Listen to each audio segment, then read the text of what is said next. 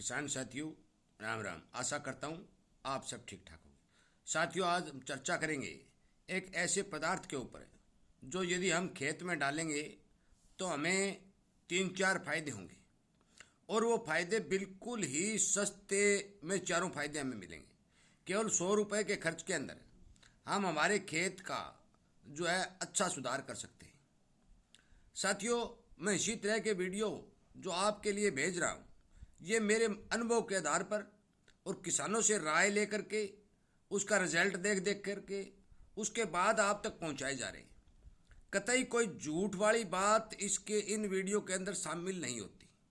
इस बात से आप निश्चित रहें, यदि आप मेरे द्वारा जो अपनाए गए तरीके का इस्तेमाल करेंगे तो आपको कतई कोई नुकसान नहीं होगा।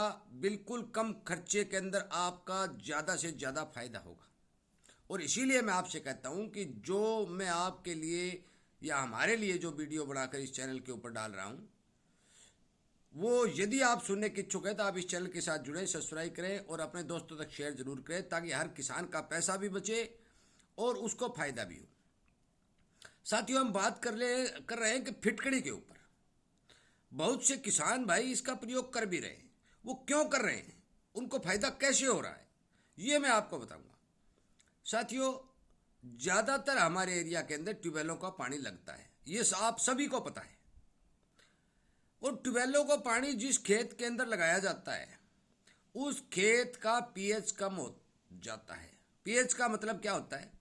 पावर ऑफ हाइड्रोकिल, मतलब जमीन की खाद ग्रहण करने की शक्ति का घटना। सीधी बात है ये। अब मान के चलो कि जमीन की खाद ग्रहण करने की शक्ति तो घट गई, हम यूरिया डालेंगे, डीएपी डालेंगे, एसएसपी डालेंगे, जितनी भी खादें हमें डालेंगे, और यदि जमीन का पीएच घटा हुआ है या फिर बढ़ा हुआ है तो वो खादें संपूर्ण रूप से हमारे पौधे को नहीं मिलेंगी। परंतु ज़्यादातर एरिया में मैंने देखा है कि जमीन का पीएच ट्यूबवेलों का पानी लगने के कारण जो है घट ज़्यादा गया है, बढ़ने की क्षमता बहुत ही कम जगह देखी गई है। उस पीएच को सुधारने के लिए, उस पीएच को मेंटेन करने के लिए, क्योंकि पीएच 6 और 7.5 के बीच में होना चाहिए साथियों। यदि 6 से नीचा पीएच है तो हम उसको बढ़ाने के लिए अनेक प्रकार के जो प्रोडक्ट है बाजार से लाकर खरीद के डालते हैं। और बहुत से किसान भाई तो पीएच चेक ही नहीं करते। सच्ची बात तो यह है कि वो पीएच चेक नहीं करते। तो मैं आपको बता देना चाहता हूं कि पीएच चेक करने की जरूरत जब पड़ती है जब आपको पता चलता है कि भी आपकी फसल डैमेज है, आपने खाद डाल दी, दवा डाल दी, पानी लगा दिया और ये फसल चली नहीं, तो इसका मतलब ये है कि इस जमीन का पीएच कम है। तो इस पीएच को यदि हम मेंटेन करेंगे तो बाजार के अंदर आप जाओगे किसी दुकानदार से तो वो ये डाल दे, वो डाल दे, फलाना डाल दे, ढिकला, कुछ नहीं कर रहा है साथियों। आपको केवल और केवल 2 किलो फिटकड़ी लेनी है। 2 किलो फिटकड़ी का थोड़ा कूट पीस के पाउडर बना लो। अपने घरों में सब में चक्की होती है, उस चक्की में छोटी छोटी डलियां डालोगे तो वो पाउडर बन जाएगा, कोई दिक्कत नहीं है उसमें। पाउडर बना लो। उस पाउडर को मिट्टी में मिला कर, गली सड़ी गोबर की खाद में मिला कर, या किसी भी तरह आप उसमें छिड़क देते हो तो बढ़िया बात। यदि आप नहीं छिड़कते, पानी के साथ चला देते हो तो बढ़िया बात।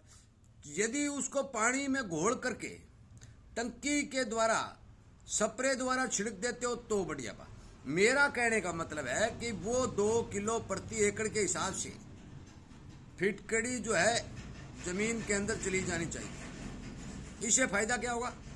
सबसे बड़ा फायदा तो आपका ये होगा कि आपके जमीन का पीएच सुधर जाएगा। हर फसल में कर सकते हैं ये, और कोई भी फसल में ये डाल सकते हैं, कोई कंडीशन नहीं।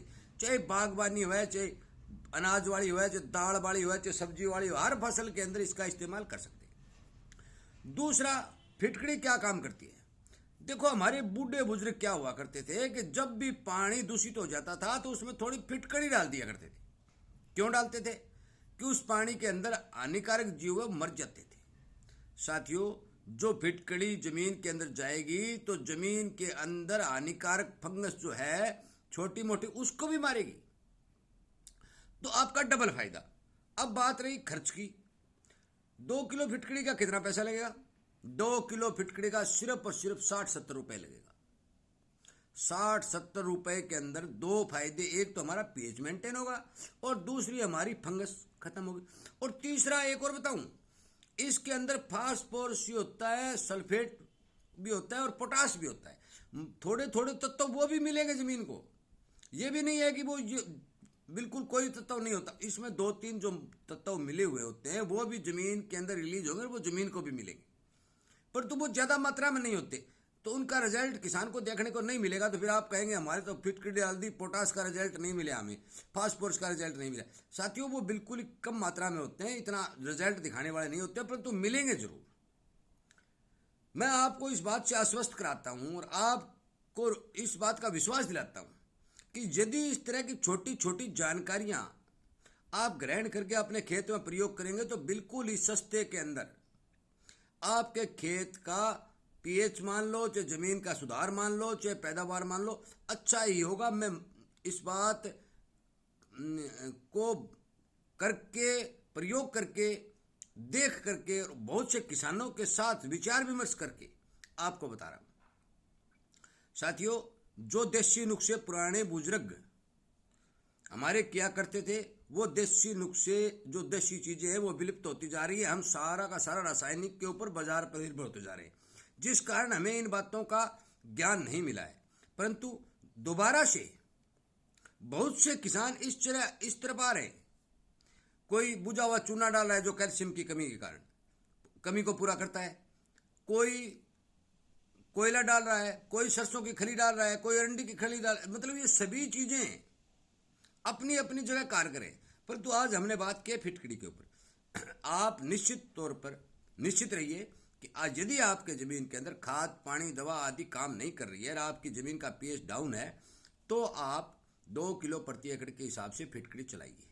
यदि आपका मेंटेन है तो भी कोई दिक्कत नहीं, आपको फायदा ही होगा, क्योंकि आपके खेत के अंदर पड़ी हुई जो खाद है वो रिलीज होगी, वो घुलनशील अवस्था में आएगी, पौधे को मिलेगी, पौधा ज्यादा ग्रो करेगा, इसलिए फंगस भी कंट्रोल होगी। इसलिए कृपया करके जिस किसान के सामने ये समस्या आ रही है वो किसान केवल 2 किलो फिटकड़ी प्रति एकड़ के हिसाब से किसी न किसी तरह से अपने खेत के अंदर प्रयोग करें।